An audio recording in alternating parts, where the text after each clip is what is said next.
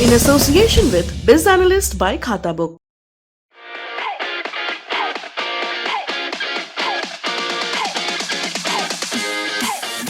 राजनीति के चक्कर में हिंसा करना और हिंसा के मामलों में राजनीति खोजना भारत में एक परंपरा बन गया है। 21 फरवरी का दिन ऐसी ही खबरों से भरा रहा। कर्नाटक से लेकर केरल और तमिलनाडु तक राजनीतिक कार्यकर्ताओं की हत्या ने माहौल में वो तनाव पैदा कर दिया है कि लोग खौफ में हैं। कर्नाटक में हिजाब विवाद पहले से ही चल रहा था। ताज़ा मामले ने स्थिति को नाजुक बना दिया है। ये हत्याएं हमारे समाज और राजनीति के बारे में क्या कहती हैं, यही बात करेंगे आज दिन की बड़ी खबर में।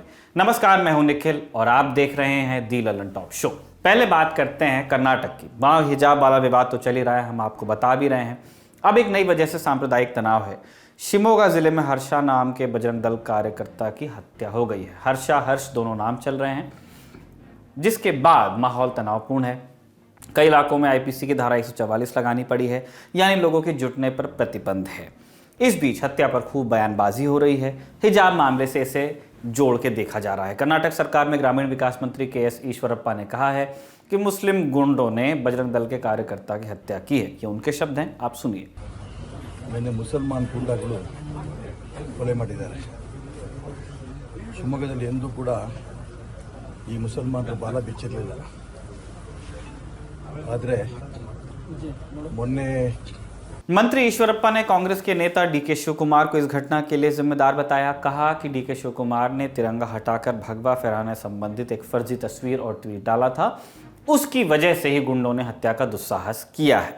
इस आरोप पर डीके शिव कुमार का क्या कहना है, वो भी हम आपको सुनवा देते हैं। BJP is also part of defaming the national flag. It is not only the Mr. Ishwarappa.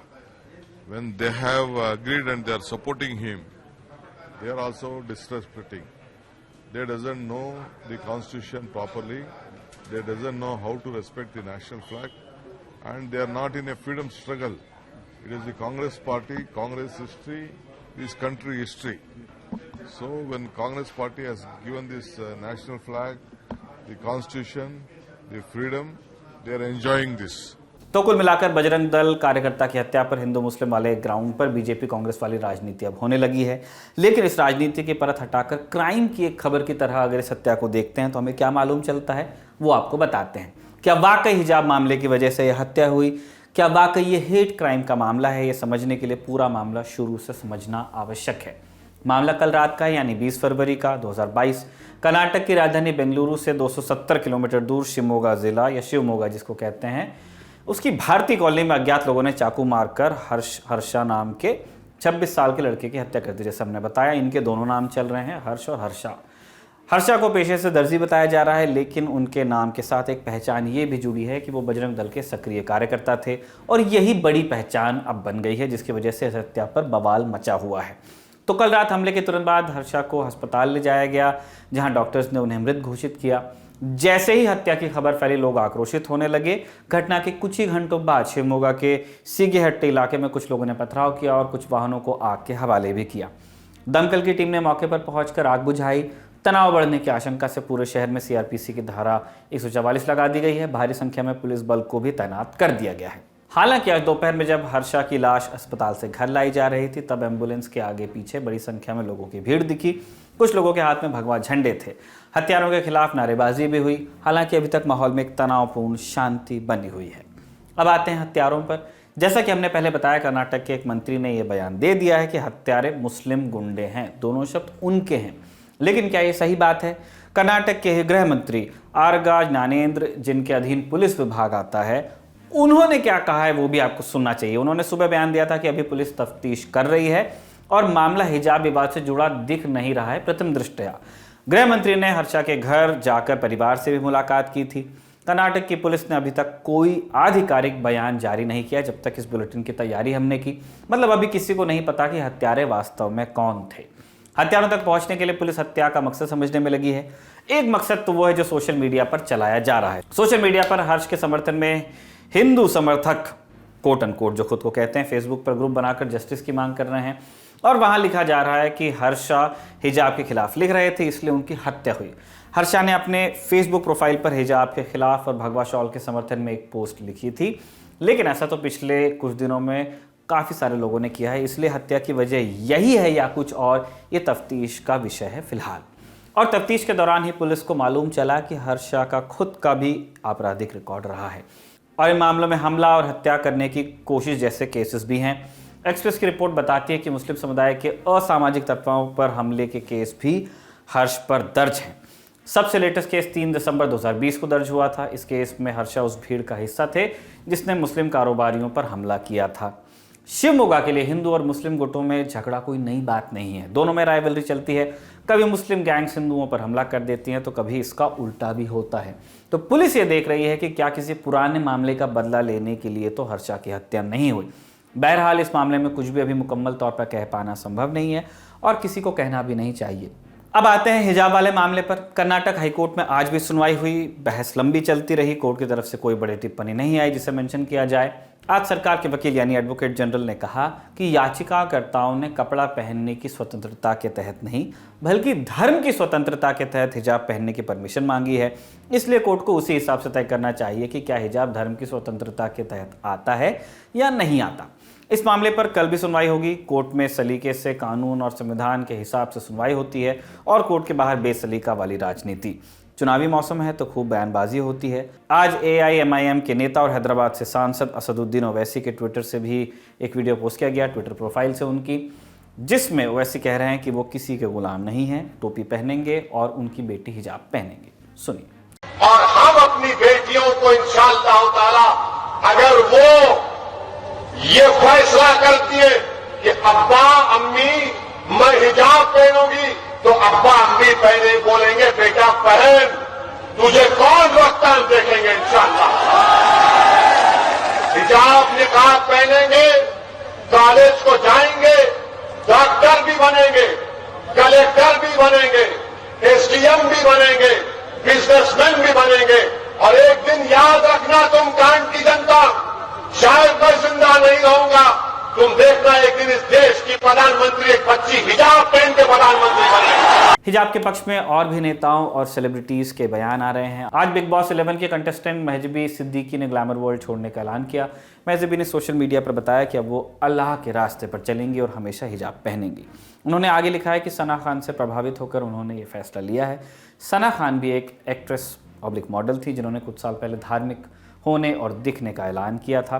वैसे करियर किसी की भी निजी पसंद है, मजहबी को जो भी करना हो उससे किसी का क्या ही वास्ता, पर सबका वास्ता हिजाब पर आए एक बयान से। आज केंद्रीय गृह मंत्री अमित शाह ने हिजाब पर बयान दिया।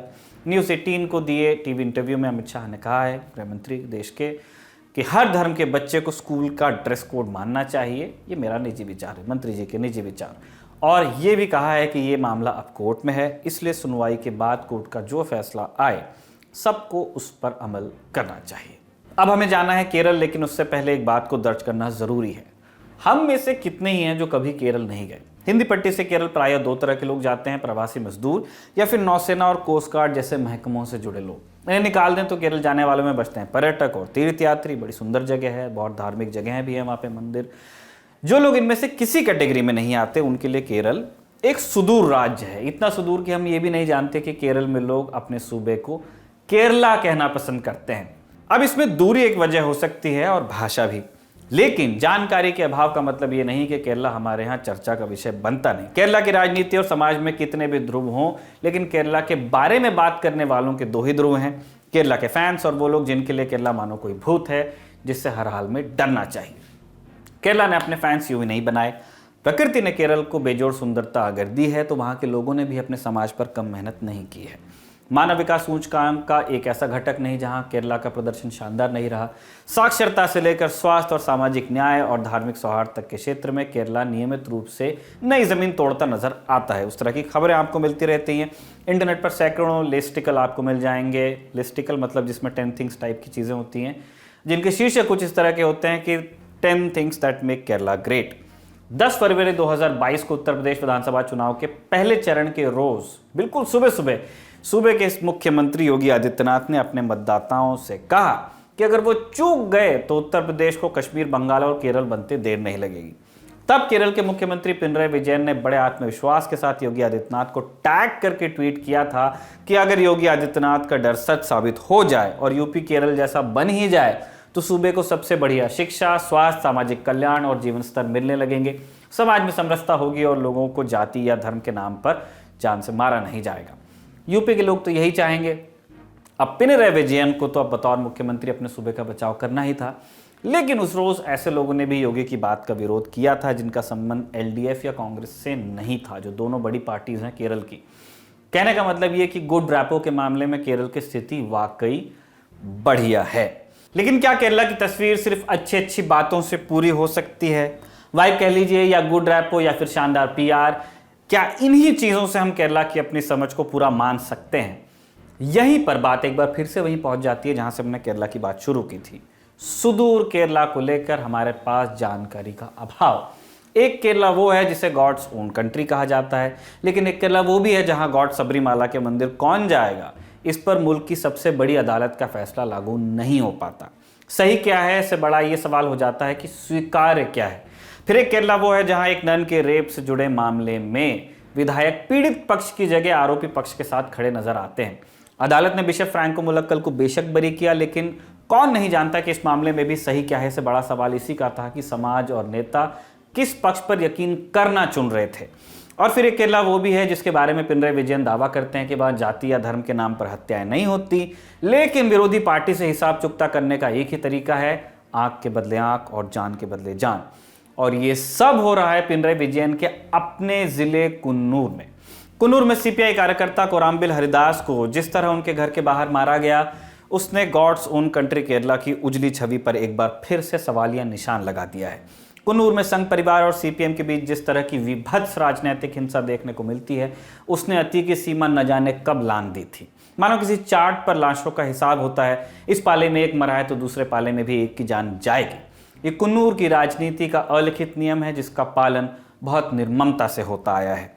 केरल के नक्शे को देखिए आप, एक लंबी पट्टी पर बसा हुआ सूबा है, ऊपर से जो दूसरा जिला आपको दिख रहा है वही है कुन्नूर, और इसी इलाके में अरब सागर के किनारे पर 54 साल के कोराम्बिल हरिदास का घर पास ही पड़ता है, बीच से ज्यादा दूर नहीं है। सीपीएम कार्यकर्ता बताए गए कोराम्बिल मछली पकड़ने का काम करते थे। द न्यूज मिनट की खबर के मुताबिक 20-21 फरवरी के दरमियानी रात करीब 1:30 बजे की बात है। कोराम्बिल मछली पकड़कर लौट रहे थे। अपने घर के बाहर पहुंचे ही थे कि पास छिपे 4 हमलावरों ने उन पर धारदार हथियारों से हमला कर दिया। कोराम्बिल को लहूलुहान करके चारों 2 बाइक्स पर वहां से भाग निकले। घर के पास रहने वाले कोराम्बिल के रिश्तेदारों ने उन्हें अस्पताल तक पहुंचाया, लेकिन उनकी जान बचाई नहीं जा सकी। कुन्नूर में सीपीएम के जिला सचिव एमवी जयराजन ने इस हत्या के लिए भाजपा और आरएसएस को जिम्मेदार बता दिया है। साथ में कहा है कि ये सब भाजपा के शीर्ष नेतृत्व को जानकारी में रखते हुए हुआ है, इल्जाम लगाया है। पार्टी के राज्य सचिव कोडियेरी बालकृष्णन ने तो यहां तक कहा है कि कोराम्बिल की हत्या के पीछे प्रशिक्षित आरएसएस कार्यकर्ता थे। वहीं भाजपा ने अपने बचाव में कहा है कि उसे नाहक बदनाम किया जा रहा है। इस मामले में पार्टी का इस घटना से कोई वास्ता नहीं है। कुन्नूर भाजपा अध्यक्ष हरिदास का कहना है कि दोषी कौन है ये बताना पुलिस का काम है, और एक मंदिर में आयोजन पर विवाद हुआ था। भाजपा जो भी करती है उसका मकसद शांति ही होता है, ये बीजेपी की तरफ से बयान था। बीते दिनों इलाके में एक धार्मिक आयोजन की बात पर सीपीएम और आरएसएस के कार्यकर्ताओं के बीच तनाव हुआ था। तब दोनों पक्षों के खिलाफ पुलिस ने मामला भी दर्ज किया था। भाजपा कार्यकर्ताओं ने अपने कार्यकर्ताओं के खिलाफ हिंसा को लेकर कुछ रैलियां भी निकाली थी, और ऐसे एक मार्च में थालासेरी नगर पालिका में भाजपा पार्षद के लिजेश ने कह दिया था कि 2 सीपीएम कार्यकर्ताओं की अगुवाई में गुंडों ने हमारे कार्यकर्ताओं पर हमला किया। हमारे कार्यकर्ताओं पर हाथ डालने वालों से कैसे निपटना है हम बखूबी जानते हैं। सीपीएम को इतिहास याद रखना चाहिए कि ऐसे हमलों से हम कैसे निपटते हैं। कोराम्बिल की हत्या की खबर जैसे ही फैली, भाजपा नेता के लिजेश का ये बयान वाला वीडियो वायरल हो गया। चूंकि कुन्नूर में संघ परिवार और सीपीएम के बीच राजनीतिक हत्याओं के बर्बर इतिहास के बारे में सब जानते हैं, पुलिस ने कुन्नूर में सुरक्षा व्यवस्था को सख्त कर दिया। अगर आपको लगता है कि 2 पार्टियों की रंजिश और एक हत्या को हम जरूरत से ज्यादा तूल दे रहे हैं, तो आपको कुछ बातों पर गौर करना होगा। केरल में सत्तारूढ़ लेफ्ट डेमोक्रेटिक फ्रंट एलडीएफ का सबसे बड़ा घटक दल है भाकपा मार्क्सवादी, माने सीपीएम, सीपीआईएम जिसको कहते हैं। कुन्नूर सीपीएम का गढ़ है। मुख्यमंत्री पिनराई विजयन के अलावा सीपीएम के राज्य सचिव कोडियेरी बालकृष्णन भी यहीं से आते हैं। लेकिन इसका मतलब ये नहीं कि कुन्नूर में सीपीएम के एक छत्र राज के सामने कोई चुनौती है नहीं, और वाम के सामने दक्षिण से बड़ी चुनौती कौन पेश कर सकता है। तो कुन्नूर में सीपीएम और संघ परिवार आमने सामने रहे हैं। कुन्नूर में राजनीतिक हिंसा और हत्याओं का इतिहास टटोलते हुए हमारे सामने 31 अक्टूबर 2016 को इंडिया टुडे मैगजीन में छपी जिमोन जैकब की एक रिपोर्ट मिलती है। इस रिपोर्ट का शीर्षक है killing fields of Coonoor. Jacob लिखते हैं कि 1969 से लेकर 2016 के अक्टूबर तक केरल में तकरीबन 300 लोगों की जान राजनीतिक हिंसा में गई। इनमें से ज्यादातर मामले कुन्नूर के थे। केरला लाइब्रेरी काउंसिल के अध्यक्ष रहे इतिहासकार डॉक्टर के.वी. कुन्नीकृष्णन के हवाले से जैकब लिखते हैं कि 1940 के दशक में वामपंथी दलों ने कुन्नूर में जमीन पकड़नी शुरू की। समाज में पसरी असमानता को वाम की चुनौती ने कुन्नूर में वाम दलों को स्थापित कर दिया। लेकिन 60 के दशक में 1960 के दशक के मध्य से पड़ोसी राज्य कर्नाटक के मैंगलोर से कुछ व्यापारियों ने कुन्नूर में जगह तलाशनी शुरू की और उसका माध्यम बना आरएसएस। अब किस्सा यह था कि मैंगलोर के व्यापारी कुन्नूर के फर्नीचर मार्केट और मछलियों के व्यापार में हिस्सेदारी चाहते थे। इस व्यापार में कोया मुस्लिम समाज के लोग पहले ज्यादा थे। जब व्यापार में हिस्सेदारी की लड़ाई राजनीतिक ताकतों में हिस्सेदारी की लड़ाई बन गई, तब संघर्ष शुरू हुआ। सीपीएम ने स्थानीय कोया मुसलमानों का साथ दिया और संघ मैंगलोर के व्यापारियों के साथ खड़ा हुआ। इन जनरल यही संघर्ष हिंसा में बदला और अब तक जारी है। ये हिंसा एक दूसरे के काडर की लाशों की गिनती तक कैसे पहुंच गई, ये समझते हैं विशेषज्ञों से। कन्नूर में राजनीतिक हिंसा के मामलों पर बात करने के लिए हमारे साथ मौजूद हैं वरिष्ठ पत्रकार उल्लेख एनपी। नमस्कार सर, आपका बहुत बहुत स्वागत है दी लंदन टॉप में। आपने एक किताब लिखी है कन्नूर में राजनीतिक हिंसा पे, Kannur inside India's bloodiest revenge politics, और आप फिलहाल एग्जीक्यूटिव ऑडिटर भी हैं ओपन मैगजीन से। आपने हमारे टाइम निकाला, बहुत बहुत शुक्रिया सर। सर, पहला प्रश्न हमारा यही है कि हमने उस हिस्ट्री को चार्ट किया है अपने दर्शकों के लिए, जिसमें हमें मालूम चलता है कि 60 के दशक के बीच से जब मैंगलोर के व्यापारी कोशिश करते हैं इन रोड्स बनाने की कन्नूर में, तब वहां से हिंसा का इतिहास शुरू होता है। लेकिन जब हम आज 2022 में उस हिंसा को देख रहे हैं, तो अब इतने सारे प्लेयर्स हो गए हैं कि हम प्लेस नहीं कर पा रहे हैं कि किसकी दुश्मनी किससे है। आरएसएस और सीपीएम के बीच में यहाँ पे राजनीतिक हत्याएं हुई हैं, पीएफआई और सीपीएम के बीच में हुआ है, कांग्रेस और दूसरी पार्टीज के बीच में हुआ है, इंडियन यूनियन मुस्लिम लीग और सीपीएम के बीच में भी हिंसा के मामले हैं। तो ये हिंसा का जो ये डाइवर्सिफिकेशन है, इसके क्या कारण रहे हैं आपकी समझ में? First of all, we have to understand why is Kannur in the news? Why is that we are saying Kannur is the bloodiest turf of political violence? That's because if you look at National Crime Records Bureau statistics, Kerala and even Kannur is very low when it comes to caste crime or gender crime or similar crimes. So you might find entries for Kerala to be 000, except for political violence. This is a paradox. So that is how that's from that point that we have to enter this debate. Like you said, in the late 60s, it started when the BD barons from Mangalore, after the left government in Kerala imposed tax on them, shifted lock, stock and barrel to Mangalore, but they started operating through certain people. So RSS provided them, some sort of a mercenary support, became private armies of these people. They came, but we have to understand that this culture of violence precedes that. Culture of violence starts even before independence. So if you look at the clash between the Congress and the CPM, at that time it was an undivided Communist Party. It was because of another reason, like the Congress Party being a traditional political party, did not think it great for them to involve in the feudal relations or take the sides of the peasants or the tenants and the working class of that area. Because they were not class conscious from the communist point of view, but the Communist Party took the side of the working class. But again, the police, the law and order machinery, everything was on the side of the Congress. So it became so apparent that the brute power of the state was unleashed on communists. So unlike, there's a huge difference between Kannur and the rest of Kerala. I mean, there's northern Kerala and northern Malabar actually, and the rest of Kerala, because Communist Party entered the scene in Kannur and northern Kerala as a militant entity. As opposed to the rest of Kerala, where Communist Party emerged more as a, of course, it was militant, but it was mingled. There was it interspersed with it being a cultural organization as well. And the southern Kerala was a part of India that had seen a lot of reformist movements under the leadership of Srinarayana Guru and a lot of others. So it was tempered. The politics of that, the rest of Kerala was tempered by these movements. But whereas it was so militant. So this became a chain reaction sort of a thing, that the militancy did not go away from politics. So first it was between the Congress and the undivided Communist Party, and then between the CPM and the Congress, and then around the late 60s, when the RSS started becoming stronger and started exerting its influence, the clash became between the RSS and the CPM. And then during the emergency period, there wasn't much of a clash, and because after that, CPM collaborated with the Janata Party, of which Jansangh was part of, to contest elections in the 1977 elections. There was a little bit of an understanding. Of course, you can say Jansangh was not there, but they were part of the Janata Party, and Janata Party was in alliance with the CPM. So after that, again, hostilities started, and now we are in 2022. This continues. So the question, there is no one line answer to that. I think it's that culture of violence that refuses to go away. जाकिब की report आपको ये भी बताती है कि यहाँ हिंसा से मिले घाव हरे क्यों रहते हैं। सीपीएम और संघ एक दूसरे के दबदबे वाले गांव में दूसरे दलों की घुसपैठ रोकने की भरसक कोशिश करते हैं।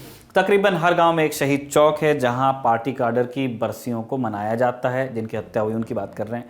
भाषण दिए जाते हैं, बदला लेने की बात होती है, शहीद पार्टी कार्यकर्ताओं के घरों के दौरे होते हैं। यहाँ की लोक प्रथाओं तक में पार्टी विचारधारा घुस चुकी है। भारत के मौजूदा राष्ट्रीय सलाहकार अजीत डोभाल जब केरला काडर के युवा आईपीएस अफसर थे तो उन्होंने कुन्नूर के थालासेरी में 1972 के साल में सेवा दी थी। सांप्रदायिक तनाव से निपटने की ट्रेनिंग डोभाल ने उसी थालासेरी कस्बे में पाई जहां की बात आज हम कर रहे हैं। हिंसा के सारे मामले पिनराई विजयन की बतौर मुख्यमंत्री कार्यशैली पर भी सवाल उठाते हैं। न्यूज़ लॉन्ड्री पर छपी निधि सुरेश और आदित्य वरियर की एक रिपोर्ट मिलती है जो 26 मार्च 2021 को छपी थी। इसके मुताबिक 2016 से 2019 के बीच केरल में कम से कम 20 राजनीतिक हत्याएं हुई, ज़्यादातर में सीपीएम काडर पर ही आरोप लगे, सीएम साहब की पार्टी। इस रिपोर्ट में लिखी एक लाइन आपको रुककर सोचने पर मजबूर करती है, जिसके बारे में हम बार बार आपको बता रहे हैं। एक पुलिस ऑफिसर ने न्यूज़ लॉन्ड्री से कहा था कुछ वक्त पहले जब ये रिपोर्ट पब्लिश हुई कि यहाँ शांति तभी बरकरार रहती है जब दोनों तरफ मृतकों की संख्या बराबर हो। वैसे मीडिया रिपोर्ट्स ये भी बताती हैं कि पिछले 2 सालों के दौरान माहौल में कुछ सुधार हुआ था जब आध्यात्मिक गुरु श्री एम ने दोनों पक्षों के बीच सुलह की कुछ कोशिशें की थी। लेकिन अब हुई एक और हत्या ने शांति की कोशिशों पर बट्टा लगा दिया है। ये थी दिन की बड़ी खबर। अब चलते हैं सुर्खियों की तरफ। पहली सुर्खी में हिंदू मुस्लिम के नाम पर आग लगाने वालों की ही बात है।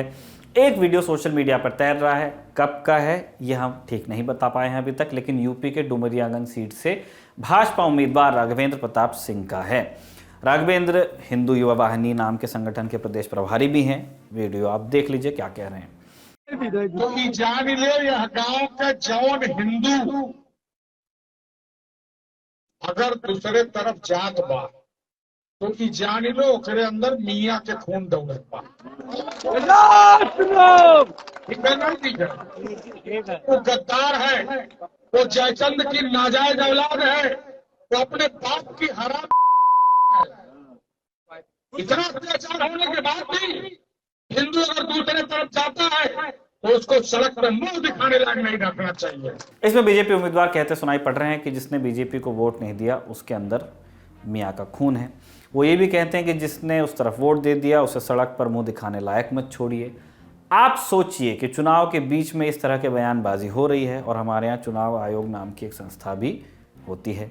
सरकारी खर्चे पर यानी जनता से प्राप्त कर से वो संस्था चलती है, उसका भी चुनाव में कुछ काम होता है।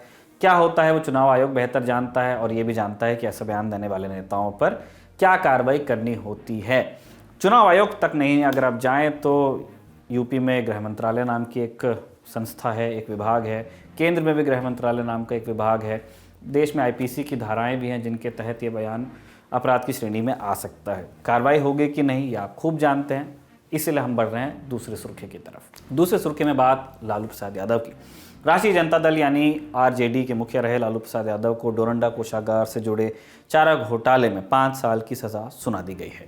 आज स्पेशल कोर्ट के जज एस के शशि ने यह फैसला सुना दिया, साथ ही 60 लाख रुपए का जुर्माना भी लगाया है।